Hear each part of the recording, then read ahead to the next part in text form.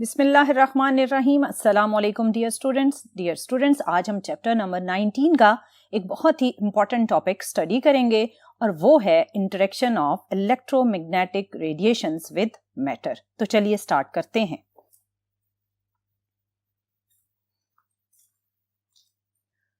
Dear student, जैसा कि मैंने आपको बताया कि आज का टॉपिक है interaction of electromagnetic radiations with matter. Dear student, electromagnetic radiations आप जानते हैं कि डिफरेंट फ्रीक्वेंसीज, डिफरेंट वेवलेंथ और डिफरेंट एनर्जीज को कैरी करती हैं। आज हम देखेंगे कि इनकी डिफरेंट एनर्जीज की वजह से जब ये किसी मैटर पर फॉल करती हैं तो क्या क्या चेंजेस जनरेट कर सकती हैं। यहाँ इलेक्ट्रोमैग्नेटिक रेडिएशन की मैटर के साथ इंटरेक्शन की 3 पॉसिबिलिटीज हैं on the basis of their energies. First possibility कहलाती है फोटो इलेक्ट्रिक इफेक्ट, जिसमें हम लो एनर्जी फोटोन या लो एनर्जी रेडिएशन को यूज करेंगे और जब ये मैटर में मौजूद एटम के साथ इंटरेक्ट करेगी तो ये इंटरेक्ट करते हुए उस एटम में मौजूद इलेक्ट्रॉन के साथ अपनी एनर्जी ट्रांसफर का प्रोसेस करेगी। इलेक्ट्रॉन रिमूव हो जाएगा और फोटोन या रेडिएशन अपनी पूरी एनर्जी यूज करके डिसअपीयर हो जाएगी। आपने देखा कि किस तरह आने वाले फोटोन ने अपनी एनर्जी इलेक्ट्रॉन को ट्रांसफर की, इलेक्ट्रॉन एटम से रिमूव हुआ, आयोनाइजेशन का प्रोसेस हुआ और फोटोन खुद डिसअपीयर हो गया। ये प्रोसेस पर्टिकुलरली कहलाता है फोटो इलेक्ट्रिक इफेक्ट। ये इंटरेक्शन ऑफ इलेक्ट्रोमैग्नेटिक रेडिएशन की फर्स्ट पॉसिबिलिटी है। सेकंड पॉसिबिलिटी क्या है? सेकंड पॉसिबिलिटी का नाम है कॉम्पटन इफेक्ट। इसमें हम कंपैरेटिवली फोटो इलेक्ट्रिक इफेक्ट से ज्यादा एनर्जी वाली इलेक्ट्रोमैग्नेटिक रेडिएशन यूज करेंगे। इसमें आप ऑब्जर्व करें कि जब रेडिएशन मैटर में मौजूद एटम के साथ इंटरेक्ट करेगी तो फोटोन या रेडिएशन उस एटम के इलेक्ट्रॉन के साथ इंटरेक्शन में एनर्जी ट्रांसफर के प्रोसेस में इलेक्ट्रॉन को भी रिमूव करेगी और कुछ रिमेनिंग अमाउंट ऑफ एनर्जी के साथ वो फोटोन खुद भी एक सर्टेन एंगल पर स्कैटर हो जाएगा। इसमें फोटोन डिसअपीयर नहीं होता, जैसा कि फोटो इलेक्ट्रिक इफेक्ट में आपने देखा था। इस प्रोसेस को, जिसमें फोटोन की कुछ ना कुछ अमाउंट ऑफ एनर्जी उसके पास रहती है और वो एक सर्टेन एंगल पर स्कैटर होता है with the ejection of electron from the atom, ये प्रोसेस कहलाता है कॉम्पटन इफेक्ट। और इस प्रोसेस को ऑब्जर्व करने के लिए मोस्टली हम एक्स रेज की हेल्प लेते हैं। फिर हम चलते हैं थर्ड पॉसिबिलिटी की तरफ। थर्ड पॉसिबिलिटी में हम प्रीवियस दोनों केसेस के कंपैरेटिवली ज्यादा एनर्जी वाली रेडिएशंस को यूज करते हैं, जिन्हें कहा जाता है गैमा रे फोटोन या गैमा रेडिएशंस। डियर स्टूडेंट, इस केस में जब गैमा रेज मैटर में मौजूद एटम के साथ इंटरेक्ट करेंगे तो इन फोटॉन्स की एनर्जी इतनी ज्यादा होती है कि वो शेल्स को क्रॉस करते हुए न्यूक्लियस तक पेनिट्रेट कर जाते हैं और न्यूक्लियस के पास पहुंचकर जब ये फोटोन न्यूक्लियस के स्ट्रॉन्ग इलेक्ट्रिक फील्ड के साथ इंटरेक्ट करता है तो ये फोटोन स्प्लिट हो जाता है इलेक्ट्रॉन और पॉजिट्रॉन में और खुद गायब हो जाएगा। इस प्रोसेस में जो हमने हाई एनर्जी फोटोन यूज किया था वो इलेक्ट्रॉन्स के साथ इंटरेक्ट नहीं करता, बल्कि वो न्यूक्लियस तक पेनिट्रेट करके न्यूक्लियस के स्ट्रॉन्ग इलेक्ट्रिक फील्ड की वजह से 2 पार्टिकल्स में स्प्लिट हो जाता है, जिनमें से एक को इलेक्ट्रॉन और दूसरे को पॉजिट्रॉन कहा जाता है। ये प्रोसेस कहलाता है पेयर प्रोडक्शन। इन 3 प्रोसेसेस में से जो फर्स्ट वन है that is photo electric effect, आज हम इस प्रोसेस को डिटेल में पढ़ेंगे। सो आज का जो हमारा टॉपिक है वो है photo electric effect. Dear student, अगर आप फोटो इलेक्ट्रिक इफेक्ट के नाम पर गौर करें तो इसका हाफ पोर्शन है फोटोन और सेकेंड हाफ पोर्शन है इलेक्ट्रॉन से रिलेटेड। सो बेसिकली ये फोटोन और इलेक्ट्रॉन के बिहेवियर से लिंक्ड एक इफेक्ट है।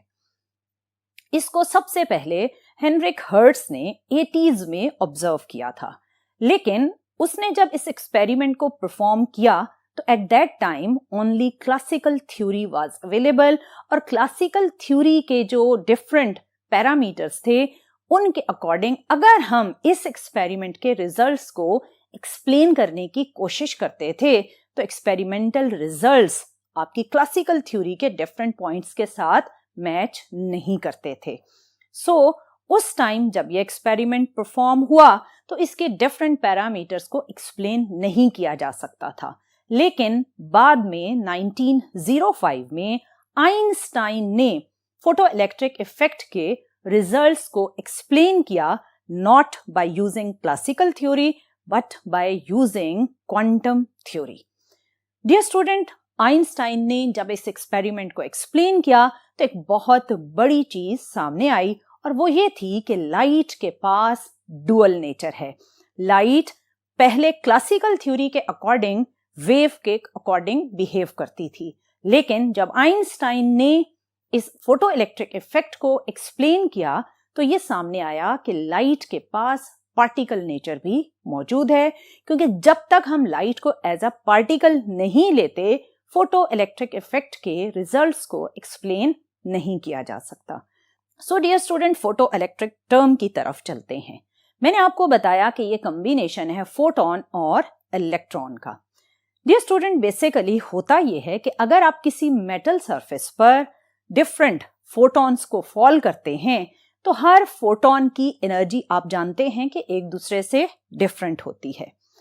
जब मेटल सरफेस पर फोटॉन्स को फॉल किया गया, या आप यूं भी कह सकते हैं कि जब मेटल सरफेस पर इलेक्ट्रोमैग्नेटिक रेडिएशंस को फॉल किया गया तो एक चीज ऑब्जर्व की गई। वो क्या थी? वो ये थी कि जब हम कुछ सर्टेन फ्रीक्वेंसीज की लाइट को मेटल सरफेस पर फॉल करते हैं तो हमें कोई भी इलेक्ट्रॉन रिमूव होता हुआ नजर नहीं आता, लेकिन कुछ सर्टेन अमाउंट ऑफ फ्रीक्वेंसीज ऐसी हैं जिन्हें हम मेटल सरफेस पर फॉल करें तो मेटल सरफेस से इलेक्ट्रॉन्स रिमूव होते हुए नजर आए, क्योंकि आने वाली रेडिएशंस जिनमें हम कहते हैं कि फोटॉन्स मौजूद हैं, उन फोटॉन्स ने आकर मेटल सरफेस में मौजूद इलेक्ट्रॉन्स को एनर्जी दी और इलेक्ट्रॉन्स को मेटल सरफेस से रिमूव किया। तो ये प्रोसेस कहलाया फोटो इलेक्ट्रिक इफेक्ट, और इलेक्ट्रॉन्स जो रिमूव हुए उन्हें एक प्रॉपर करंट में कन्वर्ट करने के लिए इस अरेंजमेंट को हमने एक्सपेरिमेंटल अरेंजमेंट के अकॉर्डिंग कुछ इस तरह कनेक्ट किया। इस अरेंजमेंट में आपको कॉन्केव शेप में एक कैथोड नजर आ रहा है। ये वो बेसिकली मेटल होगी जिस पर आप रेडिएशंस को फॉल करेंगे, इलेक्ट्रॉन्स रिमूव होंगे और सामने एक वायर लाइक एनोड है जो कि बैटरी के पॉजिटिव टर्मिनल के साथ कनेक्टेड है। ये एनोड रिमूव होने वाले इलेक्ट्रॉन्स को अट्रैक्ट करेगा और सर्किट में करंट फ्लो करेगा। आपने नोट किया कि कैथोड जो कि मेटल सरफेस है वो नेगेटिव टर्मिनल ऑफ बैटरी के साथ कनेक्टेड है, और एनोड जिसने इलेक्ट्रॉन्स को अट्रैक्ट करना है वो कनेक्टेड है with positive terminal of the battery. अगर आपने इस सर्किट में करंट को मॉनिटर करना है तो हम सीरीज में एक एमीटर भी कनेक्ट कर देंगे। डियर स्टूडेंट, इसमें अगर आप ऑब्जर्व करें तो जो कैथोड और एनोड हैं वो एक एवैक्यूएटेड ग्लास ट्यूब के अंदर हमने फिक्स किए हैं। बेसिकली ये एवैक्यूएटेड ग्लास ट्यूब एक लो प्रेशर ट्यूब है। लो प्रेशर हमने इसलिए रखा कि इसके अंदर जब इलेक्ट्रॉन्स फ्री होंगे या इसमें जब फोटॉन्स एंटर होंगे तो उनकी एनर्जीज में इस ट्यूब के अंदर मौजूद एयर की वजह से कोई चेंजेस ना आ सकें। आप एक evacuated low pressure glass tube which is having cathode and anode which are connected with the positive and negative terminal of the battery, इस सारे अरेंजमेंट को कनेक्ट करेंगे और ऑब्जर्व करेंगे प्रैक्टिकली फोटो इलेक्ट्रिक इफेक्ट को। डियर स्टूडेंट, जब ये experiment perform किया गया तो मैंने आपको पहले भी बताया कि कुछ सर्टेन फ्रीक्वेंसीज को जब एक पर्टिकुलर मेटल सरफेस पर फॉल किया गया तो कोई भी इलेक्ट्रॉन रिमूव नहीं हो रहा था, लेकिन उस पर्टिकुलर मेटल सरफेस के लिए कुछ सर्टेन फ्रीक्वेंसीज ऐसी थी कि जब वो फॉल हुई तो फौरन ही इलेक्ट्रॉन्स रिमूव होना स्टार्ट हो गए। इस ऑब्जर्वेशन से दो टर्म्स को डिफाइन किया गया और वो दो टर्म्स थी threshold frequency and work function. अब इसमें हम पहले थ्रेशोल्ड फ्रीक्वेंसी को देखते हैं कि ये क्या चीज है। Dear student, threshold frequency basically एक गिवन या एक पर्टिकुलर मेटल सरफेस के लिए वो मिनिमम अमाउंट ऑफ फ्रीक्वेंसी है फॉर इंसिडेंट लाइट जिस पर वो मेटल सरफेस इलेक्ट्रॉन्स को इजेक्ट करती है। मैं रिपीट कर देती हूं, threshold frequency is the minimum amount of frequency of the incident light which is needed by the electrons of metal surface to come out. इस मिनिमम फ्रीक्वेंसी से कम frequency वाली लाइट अगर आप उस मेटल सरफेस पर फॉल करेंगे तो उस मेटल से आपको कोई भी इलेक्ट्रॉन रिमूव होता हुआ नजर नहीं आएगा। और इस थ्रेशोल्ड फ्रीक्वेंसी की वैल्यू डिफरेंट मेटल्स के लिए डिफरेंट है। डियर स्टूडेंट, अब आप सोच रहे होंगे कि अगर थ्रेशोल्ड फ्रीक्वेंसी से ज्यादा एनर्जी या ज्यादा फ्रीक्वेंसी वाली लाइट हो तो फिर क्या होगा। डियर स्टूडेंट, अगर आप मेटल सरफेस पर मिनिमम फ्रीक्वेंसी थ्रेशोल्ड फ्रीक्वेंसी के अकॉर्डिंग लाइट फॉल करेंगे तो इलेक्ट्रॉन्स इजेक्ट होना स्टार्ट हो जाएंगे, बट उनके पास काइनेटिक एनर्जी बहुत बहुत कम होगी। अगर आप चाहते हैं कि वो एक अच्छी खासी अमाउंट ऑफ काइनेटिक एनर्जी को कैरी करें तो फिर आप उस थ्रेशोल्ड फ्रीक्वेंसी से ज्यादा फ्रीक्वेंसी वाली लाइट को सिलेक्ट करेंगे और उस मेटल सरफेस पर फॉल करेंगे। जैसे ही वो हाई फ्रीक्वेंसी वाली लाइट मेटल सरफेस पर फॉल होगी तो इलेक्ट्रॉन एक ह्यूज काइनेटिक एनर्जी के साथ रिमूव होना स्टार्ट हो जाएंगे और जनरेट करेंगे photo electric current in the circuit. So आपने देखा कि एक पर्टिकुलर मेटल सरफेस के लिए एक पर्टिकुलर फ्रीक्वेंसी होती है जिस पर वो फोटो इलेक्ट्रिक इफेक्ट शो करता है। अब हम दूसरी टर्म वर्क फंक्शन की तरफ मूव करते हैं। Dear student, work function basically threshold frequency से ही लिंक्ड है। अगर आप E is equal to H equation को याद करें तो बेसिकली इस इक्वेशन में F को हम लेंगे थ्रेशोल्ड फ्रीक्वेंसी जिसको हम सिंबॉलिकली F0 से इंडिकेट करते हैं। जब आप इस F0 को प्लैंक्स कांस्टेंट के साथ मल्टीप्लाई करेंगे then you will get a amount of energy and that amount of energy which is related with the threshold frequency, that particular amount of energy is known as the work function. So work function फिर क्या हुआ? Work function basically वो minimum amount of energy है जो metal surface में मौजूद electrons को उस मेटल सरफेस से बाहर आने के लिए रिक्वायर्ड है। और ऑब्वियसली वो मिनिमम अमाउंट ऑफ एनर्जी उन्हें कौन प्रोवाइड करेगा? उन्हें वो एनर्जी आने वाली रेडिएशंस प्रोवाइड करेंगी और आने वाली रेडिएशंस अगर थ्रेशोल्ड फ्रीक्वेंसी की रिक्वायरमेंट को सेटिस्फाई करेंगी तो उस थ्रेशोल्ड फ्रीक्वेंसी से कोरस्पॉन्डिंग जो एनर्जी की वैल्यू होगी वो कहलाएगी work function. So work function फिर क्या हुआ?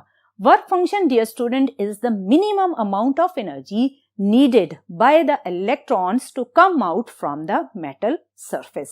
और अगर इस मिनिमम अमाउंट ऑफ एनर्जी से ज्यादा एनर्जी उन्हें मिलती है तो उस एक्स्ट्रा एनर्जी को वो यूज करते हैं as kinetic energy to move in the circuit. So dear student, यहां तक आपने देखा कि फोटो इलेक्ट्रिक इफेक्ट है क्या। फोटो इलेक्ट्रिक इफेक्ट आपने अभी तक ये ऑब्जर्व किया कि एक ऐसा प्रोसेस है जिसमें एक पर्टिकुलर फ्रीक्वेंसी एक पर्टिकुलर मेटल में से इलेक्ट्रॉन्स को रिमूव करती है और सर्किट में एक इलेक्ट्रॉनिक करंट जनरेट करती है। और इस प्रोसेस की जनरेशन के लिए दो कंडीशंस हैं। पहली कंडीशन थी थ्रेशोल्ड फ्रीक्वेंसी और सेकंड कंडीशन थी वर्क फंक्शन। अगर ये कंडीशन सेटिस्फाइड हैं तो आपको सर्किट में फोटो इलेक्ट्रिक इफेक्ट नजर आएगा। अगर ये कंडीशंस आप सेटिस्फाई नहीं करते तो आपके सर्किट में करंट की वैल्यू 0 रहेगी। यहां तक तो इसके बेसिक कॉन्सेप्ट्स थे। अब अगर मैं आपसे पूछूं कि इस मेटल सरफेस पर जब लाइट फॉल करेगी तो क्या इसमें से इमिट होने वाले इलेक्ट्रॉन्स सारे सेम एनर्जी कैरी करेंगे या डिफरेंट एनर्जी कैरी करेंगे? मोस्टली जब बच्चों से ये क्वेश्चन पूछा जाता है तो उनका फौरन जो आंसर होता है वो होता है कि they will carry same amount of energy. which is a wrong answer. Correct answer is this कि when electrons are emitted from the metal surface, they have different kinetic energies. अब उनकी ये kinetic energies different क्यों होती हैं, इसको समझने के लिए आप ये एक metal surface consider करें. हमने एक thick metal surface का पोर्शन आपको दिखाया ताकि आप इस बात को आसानी से समझ सकें. डियर स्टूडेंट, इस मेटल सरफेस पर हम थ्रेशोल्ड फ्रीक्वेंसी वर्क फंक्शन को सेटिस्फाई करते हुए एक लाइट फॉल करते हैं. जब ये लाइट इस मेटल सरफेस पर फॉल हुई तो कुछ फोटॉन्स मेटल सरफेस की सरफेस पर मौजूद इलेक्ट्रॉन्स के साथ इंटरेक्ट करेंगे और वो सरफेस इलेक्ट्रॉन फौरन ही बाहर आ जाएंगे. और दूसरी पॉसिबिलिटीज ये हैं कि ये फोटोन उस मेटल में पेनिट्रेट कर जाएं और उसके मिड में और उसके बैक वाली साइड पर मौजूद इलेक्ट्रॉन्स को रिमूव करें. मिड और बैक सरफेस से जो इलेक्ट्रॉन्स रिमूव होंगे वो पूरी इस थिकनेस को क्रॉस करते हुए बाहर आएंगे. While crossing this thickness of the metal surface, obviously electrons will lose some energy, and because of this, these electrons, when come out, they have less energies as compared to those electrons which were emitted from the surface of the metal. ये वो reason है जिसकी वजह से किसी भी metal surface से जब इलेक्ट्रॉन्स रिमूव होते हैं तो उन इलेक्ट्रॉन्स की एनर्जीज एक दूसरे से डिफरेंट होती हैं. जो इलेक्ट्रॉन्स सरफेस से बाहर आते हैं ऑब्वियसली उनके पास ज्यादा काइनेटिक एनर्जी होती है. जो उस मेटल के इंटीरियर से बाहर आते हैं क्योंकि वो इस थिकनेस को क्रॉस करते हुए कोलिजन्स के प्रोसेस में अपनी एनर्जी लूज करते हैं. सो जब ये इलेक्ट्रॉन बाहर आएंगे तो इनके पास काइनेटिक एनर्जी कंपैरेटिवली कम होगी. ये तो था कि जब किसी भी मेटल सरफेस से इलेक्ट्रॉन्स इमिट होते हैं तो उनकी एनर्जीज एक दूसरे से डिफरेंट होती हैं. अब मेरा आपसे दूसरा क्वेश्चन वो ये है कि जब ये इलेक्ट्रॉन्स इमिट हुए इनकी एनर्जीज एक दूसरे से डिफरेंट हैं. अगर मैं आपसे कहूं कि आप सोचें कि अगर हमने इमिट होने वाले इलेक्ट्रॉन्स की मैक्सिमम काइनेटिक एनर्जी कैलकुलेट करनी है तो वो हम कैसे करेंगे. इसके लिए डियर स्टूडेंट हमें फोटो इलेक्ट्रिक इफेक्ट के एक्सपेरिमेंटल अरेंजमेंट में जाना पड़ेगा और वो है ये. इसमें मैंने आपको बताया कि एनोड पर पॉजिटिव चार्ज होता है जो इमिट होने वाले इलेक्ट्रॉन्स को अट्रैक्ट करता है. लेकिन जब मैंने ये कैलकुलेट करना है कि इमिट होने वाले इलेक्ट्रॉन्स की मैक्सिमम काइनेटिक एनर्जी क्या है तो मैं इसमें थोड़ा सा चेंज करूंगी. और वो चेंज क्या होगा? वो चेंज ये है कि मैं इस एनोड के साथ पॉजिटिव की बजाय कनेक्ट करूंगी नेगेटिव पोटेंशियल और इस नेगेटिव पोटेंशियल को मैं बनाऊंगी वेरिएबल पोटेंशियल. इसके लिए मैं थोड़ा सा सर्किट को चेंज करती हूँ क्योंकि मैंने आपको अभी बताया कि आपने इस पोटेंशियल को वेरिएबल पोटेंशियल बनाना है.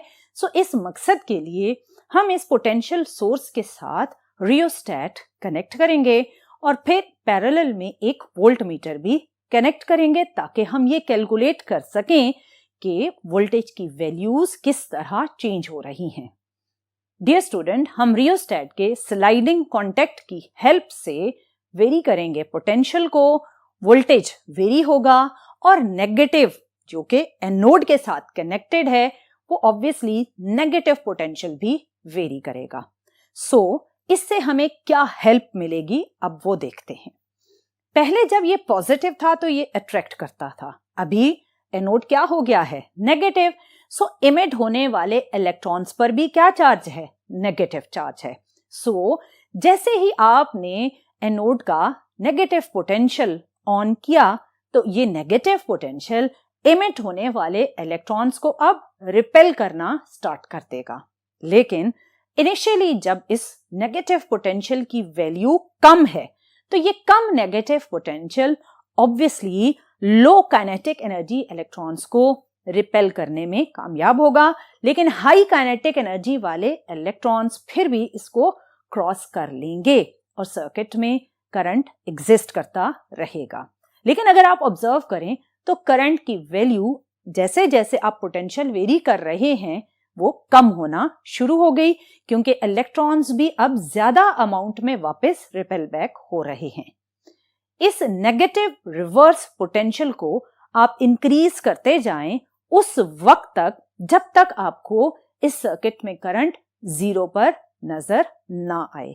जिस मोमेंट पर आपके एमीटर की रीडिंग 0 हुई, उस मोमेंट पर आपने पोटेंशियल को चेंज करना छोड़ देना है, क्योंकि जैसे ही करंट 0 होगी उस मोमेंट पर जो पोटेंशियल आपके एनोड पर कनेक्टेड है वो पोटेंशियल कहलाएगा स्टॉपिंग पोटेंशियल, और ये वो मैक्सिमम नेगेटिव पोटेंशियल होगा जो इमिट होने वाले मैक्सिमम काइनेटिक एनर्जी के इलेक्ट्रॉन्स को भी रोक रहा होगा, क्योंकि ये negative potential maximum kinetic energy electrons को रोक रहा है। सो हम यहां से एक मैथमेटिकल इक्वेशन या मैथमेटिकल इक्वालिटी डिराइव कर सकते हैं, और वो होगी कुछ इस तरह से, potential energy of anode is equal to maximum kinetic energy of the emitted electrons. So आप जानते हैं कि पोटेंशियल का फार्मूला था वर्क डिवाइडेड बाय चार्ज, और ये वर्क वो एनर्जी है जो इस वक्त एनोड इलेक्ट्रॉन्स को रोकने में यूज कर रहा होगा। सो वर्क किसके इक्वल हो जाएगा? VQ। और इस वर्क की इक्वेशन को अगर हम पोटेंशियल एनर्जी के अकॉर्डिंग ट्रांसफॉर्म करें तो ये बनेगी V0E। So V0 is the symbol for stopping potential and V0E is the energy which is used to stop the maximum kinetic energy electrons. So हमारी इक्वालिटी है V0E is equal to maximum kinetic energy। आप V0 की value obviously note करेंगे circuit से और उसको multiply कर देंगे with charge of electron, and from this you will get the value of maximum kinetic energy which is emitted in this process. So ये वो तरीका था जिससे आपने फोटोइलेक्ट्रिक इफेक्ट में प्रोड्यूस होने वाले इलेक्ट्रॉन्स की मैक्सिमम काइनेटिक एनर्जी कैलकुलेट की। सो डियर स्टूडेंट, आपने देखा कि थ्रेशोल्ड फ्रीक्वेंसी क्या थी, वर्क फंक्शन क्या था, और आपने ये भी ऑब्जर्व किया कि इलेक्ट्रॉन्स जब इमिट हुए तो they have different kinetic energies. फिर आपने ये देखा कि इन डिफरेंट काइनेटिक एनर्जीज में से मैक्सिमम काइनेटिक एनर्जी आप किस तरह स्टॉपिंग पोटेंशियल की हेल्प से कैलकुलेट कर सकते हैं। सो अगर आप डिफाइन करें तो स्टॉपिंग पोटेंशियल ये होगा, stopping potential is the maximum reverse potential which is able to stop the maximum kinetic energy electrons. So यहां तक तो हमने इसके मेन पैरामीटर्स को ऑब्जर्व किया। सो अगर आप आज के लेक्चर को समराइज करें तो आज के लेक्चर में हमने ये पढ़ा। सबसे पहले आप डिफाइन कर सकते हैं what is photo electric effect, और उसकी स्टेटमेंट होगी कुछ इस तरह से। फिर आप एक्सपेरिमेंटल अरेंजमेंट ड्रॉ कर सकते हैं और वो होगी कुछ इस तरह से। फिर आएगी हेडिंग एक्सप्लेनेशन की, और एक्सप्लेनेशन में आपके जो 4 मेन पैरामीटर्स हैं वो हैं threshold frequency, work function, maximum kinetic energy of electron and then stopping potential. Dear student, आज के लेक्चर में आपने इन सारे पैरामीटर्स को डिटेल में स्टडी किया। मैंने अभी आपको बताया कि हम इंशाल्लाह नेक्स्ट लेक्चर में इंटेंसिटी और फ्रीक्वेंसी की वेरिएशन से फोटो इलेक्ट्रिक इफेक्ट में क्या चेंजेस आती हैं और फोटो इलेक्ट्रिक इफेक्ट के क्या इंपॉर्टेंट रिजल्ट्स हैं वो हम नेक्स्ट लेक्चर में